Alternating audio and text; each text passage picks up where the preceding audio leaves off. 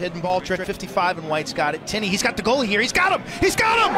He's got him! Joel Tinney with the hidden ball trick! What's going on, everybody? I'm Patrick from POWLAX, and in this video, I'm going to be teaching you guys all of the intricacies of a bunch of different hidden ball tricks. So if you're looking for a hidden ball trick highlight video, I just made another one of the 20 best hidden ball tricks that I could find on YouTube, and I will link that right up here. But if you're looking to learn how the hidden ball tricks work and what exactly you have to do, definitely stay tuned. If you'd like to download the hidden ball trick PDF for your playbook so you can print it out and follow along with this video, or just have it outside of watching an actual video, you can get that at patreon.com/POWLAX by clicking this link up here in the corner or the link in the description. As we go through this video, I'm going to discuss all of the elements that we need to make happen if a hidden ball trick is going to work and work well. As we do that, I'm going to be adding in a bunch of the highlight videos that I pulled from YouTube and some of our own that really show off some of the elements that we are going to go over. So the first thing we have to discuss is where on the field do we want to do them. And it's very important because the one thing that we cannot have in a hidden ball trick is pressure. So if a defender brings pressure to a hidden ball trick, he's easily going to be able to knock the ball out, know where the ball is. If someone's standing right over it, they're obviously going to be able to see it. So the first place that we are going to talk about is up top. So if a defense is sloughed off, they're not pressing out up top, this is the best place we can do a hidden ball trick. One of the benefits of it is if the hidden ball trick works and the goalie is looking away, we can shoot the ball from 30, 40 yards on an open net and score some goals. The next most popular place is at X. And so I'm not a huge fan of running hidden ball tricks at X for one specific reason. If you do fake out the goalie, now you have to try to turn the corner or you have to try and hit a cutter. But a lot of teams like to use a hidden ball trick in order to confuse a man down so that they miss a player on a rotation and feed it inside. The final place we're going to talk about executing a hidden ball trick is on our defensive end. And I love this one because no writing team ever seems to see it coming. So there are two basic places that this can happen on our defensive end. The first is, let's say, a defenseman. We got our goalie in here. Let's say he picks up a ground ball. He can run over towards the goalie and they can execute it right here. The other place they can do it is if it goes out on an end line and a goalie and a defenseman kind of get out here, they can execute it on the end line and then now they're moving upfield.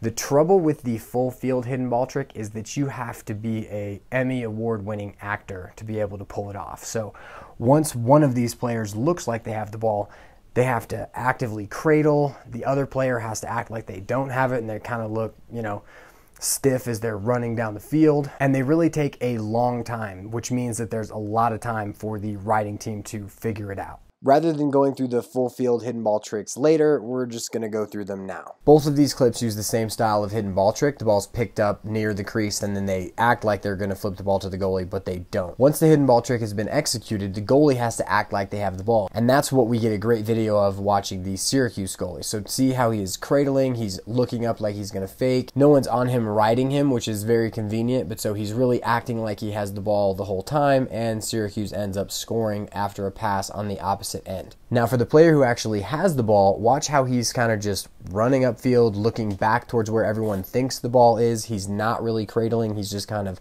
walking the dog upfield, but his attention being on where everyone thinks the ball is definitely helps him get to the front of the goal and shoot. Now that we understand exactly where our hidden ball tricks are going to take place and the idea that we cannot have pressure while the hidden ball tricks are going on, I'm going to just go through which types of hidden ball tricks we are going to cover, which I'm pretty sure covers basically all of them.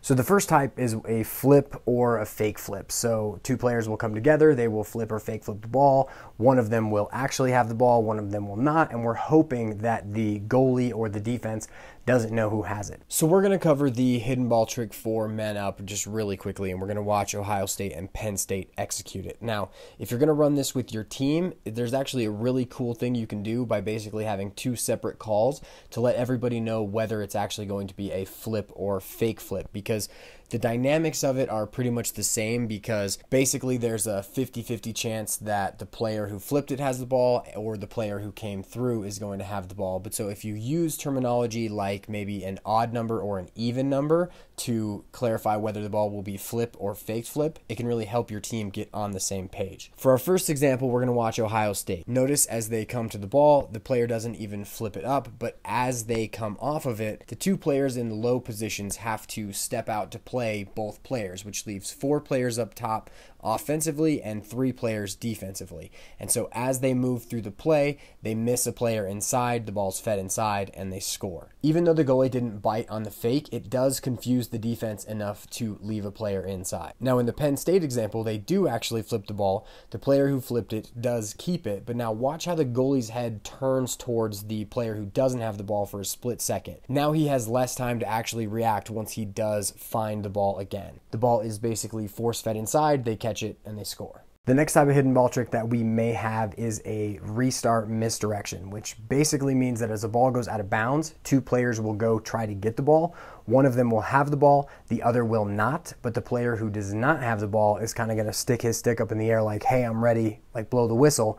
And then as the play starts, no one knows where the ball is. In this first example against Loyola, Virginia does a great job of confusing who actually has the ball. And so the goalie's actually turned towards someone who doesn't have the ball at first. Then he catches on and the ball is passed up top. And because they confuse the defense, they get a really nice step down from about 10 yards. Now in this next example against Georgetown, they do the same basic thing where a player just basically comes to the ball and acts like he has it as he comes through.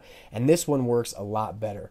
Watch how the player who actually doesn't have the ball just consistently dodges inside and kind of goes through traffic, and the player with the ball just kind of sneaks up and lays it in. Just a quick note about this type of hidden ball trick. The rules have recently changed so that you cannot have 2 offensive players near each other on a restart. Offensive players have to be 5 yards away from the ball, just like the defensive players, so this one is a little harder to pull off at this point. Like the Virginia end line or sideline plays where they basically distract who actually has the ball. I'm not going to cover this other one very in depth because I think everyone kind of has a great understanding of how it works. But so another way that you can run a hidden ball trick is to have all of the offensive players gathered together, kind of move the ball into one of their sticks, and then they all break out at the same time, and one of them will have the ball, and hopefully the goalie won't track that player. The final hidden ball trick that we are going to cover here is the hitting sticks hidden ball trick. That's at least what I'm calling it. I don't know what they call it. But so basically, a player with the ball and a player without a ball are going to run at each other, and they're going to hit sticks together. And because of how quickly they move, no one really sees that the ball has changed players, and so it's really easy to kind of just misdirect if you can execute it well. So now Hopkins made this famous, but Wesleyan really perfected this, and so they put it into their 2-man game, and this, when I finally saw this, I thought it was just the most incredible thing ever. So whoever came up with that, decided to run that at Wesleyan, this was friggin' brilliant. When we're thinking about a hidden ball trick, there are 2 players that have to be involved in the play. The flipper, who is the player who actually has the ball to start the play, and oftentimes is the player who is shooting or passing out of it because it's usually a fake flip. And then we have the faker, who is the player who fakes like he actually has the ball. And so within these, we're gonna go over all of the little technique things about what they need to do.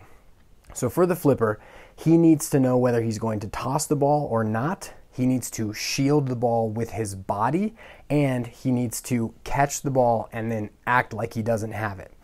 And so as we kind of break this down, I'm going to go over shielding it first. So when we're setting up a hidden ball trick, we want to make sure that it is flipper, ball, faker, so that the flipper can use his body to shield the goalie from the ball. And so if a goalie sees the ball in a flip or fake flip where you're trying to run a hidden ball trick and the goalie sees it, obviously nothing's going to come of it because everybody knows where the ball is. So the flipper really has to protect the ball with his body. And so kids do this wrong all of the time. And simply because what they seem to want to do is they want to flip the ball up and kind of catch it like this.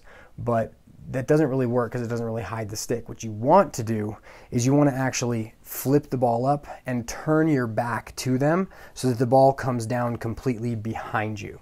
That way, people won't know who has it. Whether you have it or the faker has it, people aren't going to actually know who's got the ball. In our first example, we're going to show the University of Maryland. Watch how as this defenseman tosses the ball up and catches it, the ball is shielded from view of the goalie, and that's what makes this whole play work. Now, as we switch to this example of Joel Tinney and Hopkins, one of the keys and one of the easy ways that you can make sure that the ball is shielded from the goalie's view is by running directly away from the goalie as you make your flip. Because if you're running directly away from him and you flip it in front of your body, no matter what, the ball is going to stay out of the view of the goalie. And that's one of the things that makes this work really, really well. And so the next thing is toss or not. So if I'm doing a good job of protecting my stick and using my body to shield the ball, I don't even have to throw it up. I can literally just turn my hands over like this and not even throw the ball, but because the faker is looking like he's snatching the ball, people will think that he has it. The final thing you have to do is that you have to either catch the ball or just control the ball and act. And so in these videos, you'll see a bunch of different ways that you can have the flipper act. And obviously you're kind of subdued. You don't want anybody to know you have the ball. But the absolute best way to make a hidden ball trick work from the flipper's point of view is that as you come and as you fake it, you just stop. You just completely stop moving, because our eyes are trained to see motion, and most of the time, if you just completely stop moving, no one's going to think that you have the ball. It's a lot more difficult to do it where you kind of toss it up and then just kind of like keep your stick there. But if you kind of keep it close to your body and you just stop moving, a lot of times that will work well. Now we're going to go through 4 separate examples of how we want to be acting. And so our first example is our one from our fall ball that we actually used this weekend. Notice how as the player fakes his flip, has the ball shielded, he just completely stops moving, looks over his shoulder, takes his shot. This next example of a game from 2016, watch how as this player tosses the ball up and catches it, how well he acts like he just doesn't have the ball. He kind of just keeps his stick out and trots inside and actually goes right by one of the defensemen.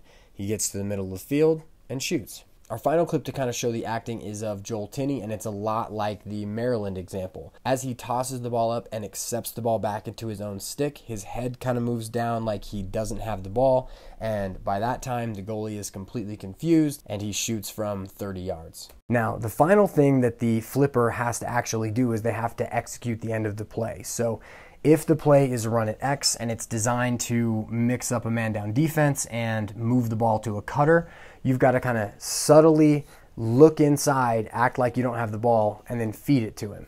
Whereas if you're up top, now you basically have to kind of look over your shoulder, see that the goalie's not looking, and then shoot it. But so the key is that you are very subtle. You don't act like you have the ball, but you do end up getting the shot off or getting that pass off. We're going to watch another example from our high school team, and this was actually on Man Up. But the really cool thing about hidden ball tricks is that you don't have to confuse the goalie for long. If the goalie thinks for about 2 seconds that the other player has the ball, you can just shoot it at any point in time, and as long as you hit the cage and don't hit the goalie, you should have a goal. Watch how this player just subtly kind of looks over his shoulder as he catches the ball, sees that the goalie's not looking, and shoots. Now that we understand all of the elements of what a flipper needs to do, let's talk about the faker. So the most important thing that a faker has to do is he has to show how he got the ball. So the first way that the faker can do that is he can act like he is snatching the ball out of the air. And I like this one most, and here's why. Because the other one is a basket catch, which is basically I'm going to catch it right here. And so the basket catch is really hard to pull off because the flipping player has to time up when he is actually throwing the ball into the air. So if I'm going to fake a flip to you, I have to flip it way before we cross, and I have to time it so that the ball comes down into my own stick as we cross, and I have to make sure that I am between the goalie and me. And so it's a lot more difficult to do rather than maybe faking like you're going to flip it at all and having someone come around and look like they snatched it out of the air. Now we're going to watch 4 examples where we will highlight the faking player. And so notice in the example of Joel Tinney and his hidden ball trick, As the ball is coming down, the player who is faking matches the ball coming down, moves his stick down with the ball, and then immediately begins cradling. Now, in our example from this past weekend, the player comes through like he's snatching the ball out of the air hard and then begins running really fast into the other side of the defense. This next example is of a men's league game where I actually had a GoPro on, and so as you can see, as the ball is flipped up, I really come under it pretty hard to look like I am catching the ball and taking it, which really helps to sell the fact that the ball exchanged. Had I just kind of left my stick there, I don't think it would have done as well of a job as it does. Even though I'm coming through under, it does look like I snatched the ball out of the air. Now, this final example really confused me because as I watched it, I thought to myself, I don't really even think that was a hidden ball trick, and it really wasn't. The bottom line was that the player who flipped the ball up doesn't actually have the ball, but because as the player came and snatched it, he kind of gives this little cradle right here, the goalie thinks that it was a fake flip and now pays attention to him, and this player comes under and shoots on an empty net. Once the faker acts like he actually has the ball, now he is just going to run. And so I just put run here, but he can run, he can fake, he can do whatever. He's got to act like he has the ball. And this is one of the most ridiculous parts about the fact that we've actually had some full field hidden ball tricks, is because whoever was faking like they had it had to work their butts off in order to actually maintain the understanding like they actually had the ball. So the Syracuse goalie did it. Both of these high school goalies did it really, really well. And so that ability to really fake like you have the ball, really engage defensemen, is definitely one of the biggest keys to why these hidden ball tricks work. The other big thing, and kind of a disclaimer, is these players are probably going to get beat up a little bit because as they're dodging in towards defensemen and drawing people, they're probably going to get slashed a little bit because everybody thinks that they have the ball.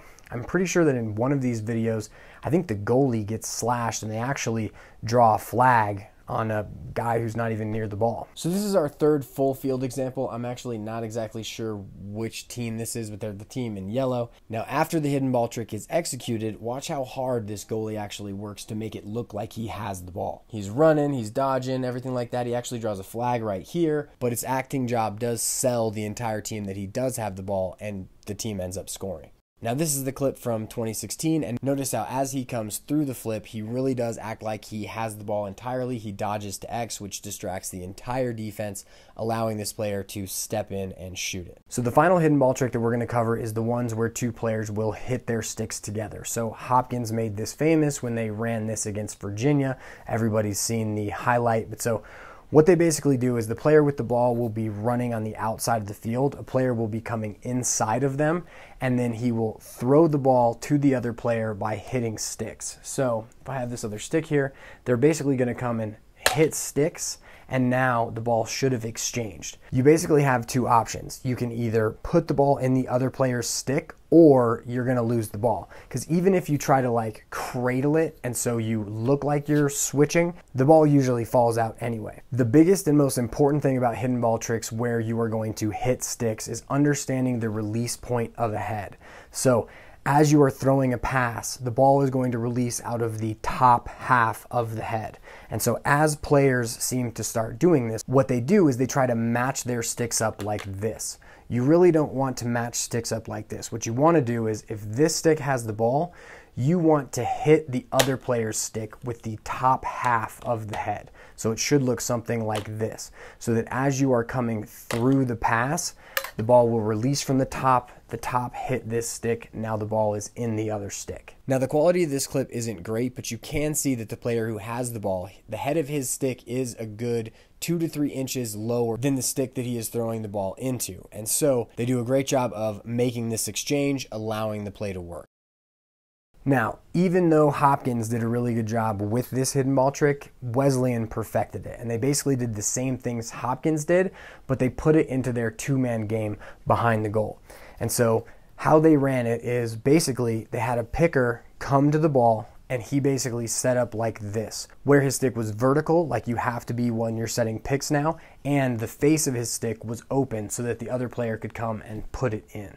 And so the reason why this was such an innovative thing to me is because it didn't look like they did anything spectacular. It looked like the guy came off a pick. But so basically the flipping player or the ball carrier, he's going to come to the pick with his stick to the inside, which he normally would never do, because if a defenseman's here, I'm getting a pick here, I'm usually going to have my stick in my outside hand. And so what he does is he kind of catches the ball, he comes like he's going to go to the pick, and as he is switching hands and coming off of the pick, he hits the player's stick and then switches to his outside hand.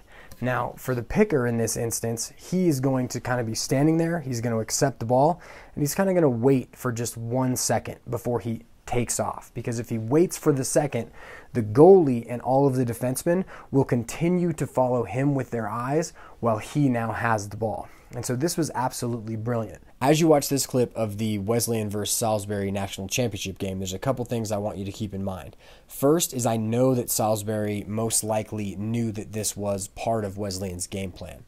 The second thing is, watch how the player who accepts the ball does a great job to sell like he was just setting a pick for about half a second. This confuses the Salisbury defenseman enough to give him a little bit of room, which allows him to turn the corner and score. Now, this highlight example was by far the best highlight because it was from a really nice camera on the sideline, and you really get a great look into exactly how this hidden ball trick works. So now in this clip, we get a spectacular view of how the hidden ball trick actually works. Number 20 is moving towards the player who's going to come pick.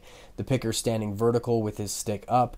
Now as they cross, 20 puts the ball into his stick, and notice how he hits the picker's stick with the top of his head, allowing the ball to transfer effectively into the picker's stick. Notice how as the flipper comes off of this pick, he does switch to his outside hand, which is what he would naturally do to protect the ball if he in fact had it. Also notice how the faker does a great job of, as he accepts the ball, he doesn't make any quick first movements. He kind of just stands there, waits for the play to develop, and as the flipper draws all of the attention, he now has plenty of time to get above GLE, shoot, and score on an empty net. I hope that you enjoyed this video. If you did, make sure to hit that like button, subscribe, and share with any of your friends. If you didn't, make sure to leave me a comment down in the description and let me know why. If you'd like to download the playbook PDF that corresponds to this video so you can print it out and add it to your playbook, you can get that at patreon.com/POWLAX by clicking this link up here in the corner or the link in the description.